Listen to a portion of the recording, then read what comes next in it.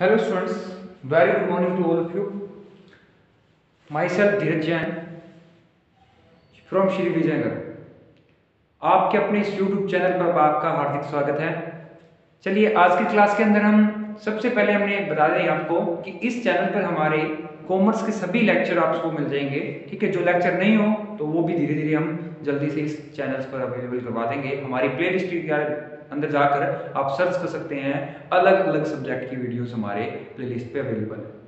अब स्टूडेंट्स सबसे पहले मैं आपको ये बता दूं कि हमारी जो प्रीवियस क्लास थी वो थी इंडस्ट्रियल लॉ के अंदर फैक्ट्री एक्ट 1948। तो फैक्ट्री एक्ट 1948 के अंदर आज की क्लास के अंदर हम डिस्कस करेंगे टर्मिनोलॉजी के बारे में। किसके बारे में? टर्मिनोलॉजी के, कि टर्मिनोलॉजी क्या होती है। तो टर्मिनोलॉजी हम करेंगे आज कि कौन कौन सी परिभाषाएं यूज की जाती है, वो बताएंगे आपको कि कौन कौन सी परिभाषाएं, कौन कौन से शब्दों का प्रयुक्त किया जाता है और ये परिभाषाएं कैसे काम आती है। तो उसको हम डिस्कस करेंगे इस चैप्टर में। ध्यान से देखिएगा एक एक टर्मिनोलॉजी को, ठीक है, और बहुत हेल्पफुल है आपके लिए क्योंकि बेसिकली हम पूरी किताब का निचोड़ निकाल रहे हैं इसके अंदर। तो सबसे पहले हम बात करते हैं अडल्ट पर्सन। हमारे पास आता है अडल्ट। कौन है अडल्ट? अडल्ट कौन होता है? पहले तो ये बताना, आपने बहुत सारे नाम सुने होंगे अडल्ट का, लेकिन अडल्ट कहते किसको है? हमें अडल्ट बंदा वो होता है, हम कहते हैं ना जैसे मूवी देख ली अडल्ट मूवी है, मतलब वो बंदा देख सकता है जो मोर देन 18 इयर्स का हो। कौन हो? मोर देन 18 इयर्स का कोई बंदा हो तो वो अडल्ट होता है। सुना रही बात? तो अडल्ट व्यक्ति वो होगा, अडल्ट पर्सन वो होगा जो 18 एज को कंप्लीट कर देता है, that is called adult. Second आता है हमारे पास अडोलसेंट। अडोलसेंट अडोलसेंट क्या होता है स्टूडेंट्स? ध्यान से देखना, ADOLE, ADOLE SENT अडोलसेंट। इसको तो हम बोलते हैं वयस्क और इसको हम बोलते हैं किशोर। तो अडोलसेंट पर्सन वो होता है जो 18 ईयर की एज कंप्लीट नहीं करता, इन बिटवीन होता है 15 टू 18 के। 15 टू 18 ईयर्स का कोई बंदा है तो वो किस में आएगा? अडोलसेंट में, यानी किशोर व्यक्ति कहलाएगा। फिर हम बात करते हैं चाइल्ड। चाइल्ड की डेफिनेशन में कौन आता है? हम कहते हैं बच्चा है, बच्चा है। बच्चा क्यों कहते हैं? क्योंकि चाइल्ड वो होता है, यानी बच्चे वो होते हैं जो 15 ईयर की एज नहीं होती, मतलब लेस देन 15 ईयर्स की होती है। 14 साल तक के बच्चे होते हैं जिसने 15 वर्ष पूरे नहीं किए, 15 से कम है, नॉट इक्वल टू 15, 15 के बराबर ना हो, 15 से कम हो। 15 वर्ष से कम के व्यक्ति क्या कहलाते हैं? और 15 या 15 से ज्यादा लेकिन 18 से कम की आयु के व्यक्ति क्या कहलाते हैं? अडोलसेंट। और 18 वर्ष से ज्यादा या 18 से ज्यादा जो होंगे वो आएंगे अडल्ट। तीनों चीजें क्लियर है? इसके बाद हम कहते हैं सक्षम व्यक्ति कौन सा होता है? तो सक्षम व्यक्ति वो होता है जो सारी की सारी सुविधाएं लेता है, जिसके पास सारी सुविधाएं होती है, वो होता है सक्षम व्यक्ति, यानी एलिजिबल पर्सन, जिसको हम हिंदी में बोलते हैं सक्षम व्यक्ति, जो सारी सुविधाओं को मान सकता है, सक्षम होता है। इसे हम सक्षम व्यक्ति क्यों बोलते हैं? सभी सुविधाएं होती है उसके पास। जैसे मैंने कहा कि एक व्यक्ति के पास सारी सुविधाएं हैं, जैसे हम कहें तो उसके पास अनुभव भी है, सुविधाएं भी है, योग्यता भी है, सारी सुविधाएं होने पर उस व्यक्ति को एलिजिबल सक्षम व्यक्ति कहा जाता है। हजार्डियस प्रोसेस क्या होती है? सुनना भाई, फिफ्थ हजार्डियस नुकसानदायक बोलते हैं हिंदी में। क्या बोलते हैं? नुकसानदायक। नुकसानदायक प्रोसेस कौन सी होती है? हजार्डियस प्रोसेस कौन सी होती है? जिसमें हानि होने की संभावना होती है, उसे हम हजार्डियस प्रोसेस बोलते हैं। जैसे अगर मैं बोलूं किसी व्यक्ति को कोई स्वास्थ्य संबंधी बीमारी है, और या मान लो कोई केमिकल इंडस्ट्री में काम कर रहा है, उससे केमिकल से उसको कोई स्वास्थ्य को नुकसान पहुंच रहा है, तो वो हजार्डियस होगी। इसी तरीके से अगर मैं बात करूं कोई वातावरण दूषित है और दूषित वातावरण से उसको कोई शरीर को नुकसान पहुंच रहा है, कोई बीमारी लग रही है, सांस लेने में दिक्कत आ रही है, ऐसी प्रोसेस अगर कोई इंडस्ट्री कर रही है जिससे उससे नुकसान हो रहा है, जैसे चिमनियों से निकला धुआं, जहरीली गैसें अगर किसी कर्मचारी के स्वास्थ्य पर प्रभाव डाल रही है तो ऐसी प्रोसेस को बोलेंगे हजार्डियस प्रोसेस, यानी नुकसानदायक प्रक्रिया। इन प्रक्रियाओं की जहरीली गैसों से हानि हो सकती है।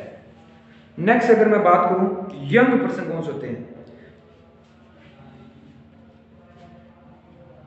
यंग पर्सन जिसको हम बोलते हैं यंग, 6 में जिसको हम बोलते हैं नवयुवक। तो बेसिकली अडल्ट और एडोलसेंट को अगर मिला दे तो वो बनेगा यंग, चाहे वो 18 से कम हो, सॉरी इन दोनों को नहीं, इन दोनों को मिला दे, किनको, किशोर और बच्चे को, तो यंग हो जाएगा। 18 से कम आयु का व्यक्ति होगा उसे हम बोलेंगे यंग, यानी जवान, 18 से कम का, ठीक है, लेस देन 18। इसके अंदर किशोर और बच्चे दोनों शामिल है, यानी किशोर भी है और बच्चे भी हैं, क्योंकि किशोर तो वो होते हैं जो 15 से 18 होते हैं और जो 15 से कम होते हैं वो बच्चे होते हैं, दोनों को शामिल कर लेते हैं क्या बोलेंगे, यंग बोलेंगे, नवयुवक बोलेंगे। क्लियर है क्या? थोड़ी सी मैं वीडियो आपको थोड़ा सा मैं इसको जूम माइनस कर देता हूँ कि चीज़ें आपको दिखने लग जाए, ठीक है, और 2 मिनट, ठीक है। अभी कुछ वर्ड और लिखने हैं तो वो नीचे आ जाएंगे अकॉर्डिंगली, ठीक है। यहाँ तक चीज़ें क्लियर है। मैंने अभी तक 6 टर्मिनोलॉजी बताई है आपको, तो कुछ इस तरीके की आपको मैं बताऊंगा, लगभग हम 14 टर्मिनोलॉजी करेंगे इसके अंदर। नेक्स्ट आता है हमारे पास डे। डे क्या होता है? डे जो सबको पता है, डे 24 दिन का एक दिन होता है। डे दिन, दिन कितने का होता है? 24 दिन का होता है, 24 घंटे का, सॉरी 24 घंटे का एक दिन होता है, और जो मध्य रात्रि से स्टार्ट होता है, कब से? मध्य रात्रि 12 बजे से स्टार्ट होता है, अगले 12 बजे खत्म होता है, वो 24 घंटे का एक दिन होता है, मध्य रात्रि से स्टार्ट होता है, ये ध्यान रखना। सप्ताह की बात करें, शनिवार की मध्य रात्रि से जो स्टार्ट होता है उसे बोलते हैं सप्ताह। सप्ताह यानी वीक किसको बोलते हैं? वीक यानी सप्ताह। जो शनिवार की सैटरडे नाइट को स्टार्ट होता है 12 बजे और एक दिन पहले यानी फ्राइडे नाइट को खत्म होता है, या सैटरडे नाइट को 12 बजे खत्म होता है, तो उसको हम क्या बोलेंगे? वीक। 7 दिन का होता है वीक, हम बोलते हैं हफ्ता। इसके बाद आता है हमारे पास कैलेंडर। कैलेंडर ईयर कौन सा होता है? तो कैलेंडर ईयर 12 महीनों का होता है, 9 माह कैलेंडर ईयर, जिसको हम बोलते हैं कैलेंडर वर्ष। 12 महीनों का होता है ये, और सामान्यतः 1 जनवरी से 31 मार्च तक चलता है, सॉरी 31 दिसंबर तक, सॉरी 31 दिसंबर तक चलता है, उसे हम बोलते हैं कैलेंडर ईयर। क्या बोलते हैं? कैलेंडर ईयर यानी कैलेंडर वर्ष। होप कि आपको ये चीज़ दिख रही होगी। चलिए, मैं साथ साथ में भी देख रहा हूँ कि वो स्क्रीन में विजिबल हो रही है या नहीं हो रही। इसके बाद हम बात करें पावर। पावर से क्या आशय है? जिसमें कोई यंत्र के थ्रू कोई शक्ति का हस्तांतरण हो रहा हो, उसको बोलते हैं पावर। यहाँ पर पावर का मतलब क्या है? शक्ति। किसी यंत्र की सहायता से अगर ऊर्जा जा रही है, प्रदान की जा रही है, तो उसे क्या बोलेंगे? पावर बोलेंगे। क्लियर है क्या? पावर क्या है? एक ऊर्जा को एक स्थान से दूसरे स्थान पर भेजना पावर कहलाता है। क्लियर है क्या? यहां तक चीजें क्लियर है? फिर हम बात करते हैं 11वें नंबर की। पावर भी हो गया। 11 नंबर पे हम बात करते हैं प्राइम मूवर। प्राइम मूवर क्या होता है? जो चालक शक्ति प्रदान करता है उसको हम बोलते हैं प्राइम मूवर। शक्ति प्रदान करने वाला चालक, करने वाला चालक क्या कहलाता है? Prime mover. क्या कहलाता है? Prime mover. जो प्राइमली मूव करता है एनर्जी को, जो चलाता है, जिसके हाथ में सारा कंट्रोल होता है, जो शक्ति से उत्पादन करता है। जैसे मान लो कोई मशीन में मेन मशीन के इंजन को संभाल रहा है, उस बंदे को हम क्या बोलेंगे? Prime mover. होप कि यहाँ तक आपने इसकी 11 की 11 टर्मिनोलॉजी एक बार कर ली है। एक बार अच्छे से इसको देख लें। कुछ टर्मिनोलॉजी और करवा रहा हूँ अभी मैं, ध्यान से देख लें।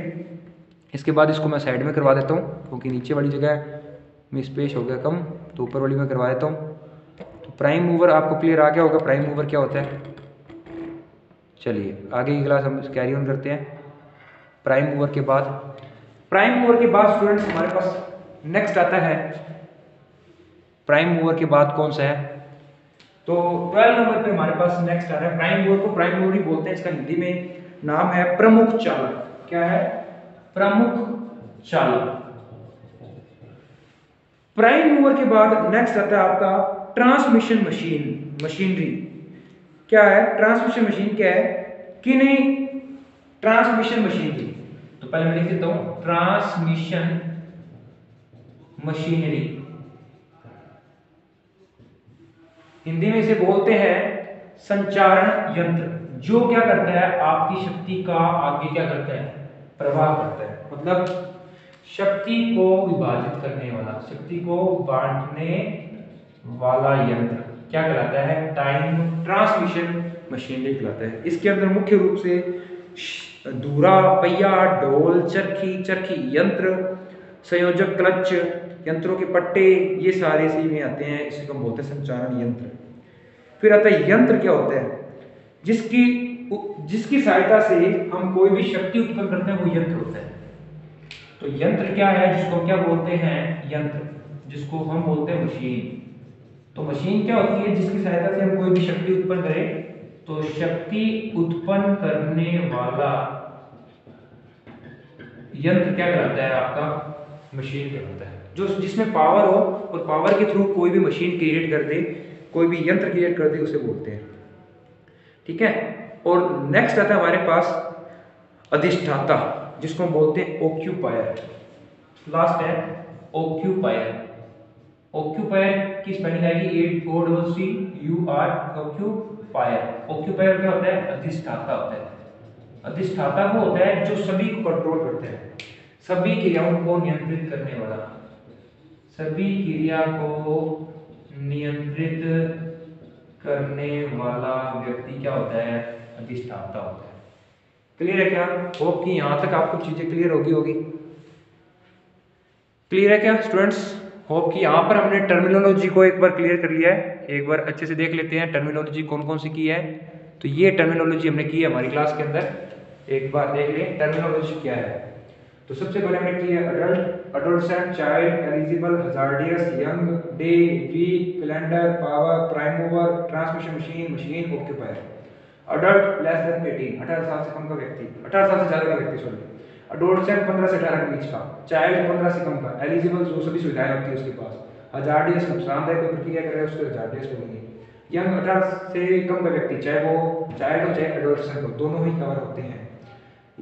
डे में आते हैं 24 घंटे आते हैं, वीक में आते हैं सैटरडे नाइट से स्टार्ट होता है, कैलेंडर 12 महीनों का होता है 1 जनवरी से 31 दिसंबर तक। पावर यंत्र यूजर बोलते हैं, प्राइम मिनिस्टर शक्ति प्रदान करने वाला चालक होता है।